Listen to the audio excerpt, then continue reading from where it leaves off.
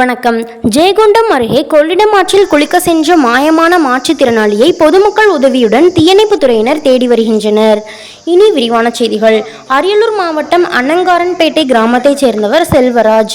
மாற்றுத்திறனாளியான இவர் நேற்று மாலை கொள்ளிடம் ஆற்றில் குளிக்க சென்றுள்ளார்.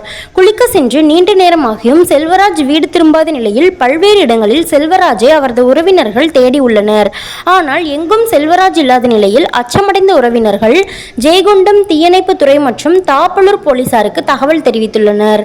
அன்னங்காரன்பேட்டை கொள்ளிடம் ஆற்றிற்கு வந்த தீயணைப்பு துறையினர் பொதுமக்கள் உதவியுடன் செல்வராஜை தேடும் பணியில் ஈடுபட்டு வருகின்றனர். டிஎன் செய்திகளுக்காக அரியலூர் மாவட்ட செய்தியாளர் SP ரவிச்சந்திரன்.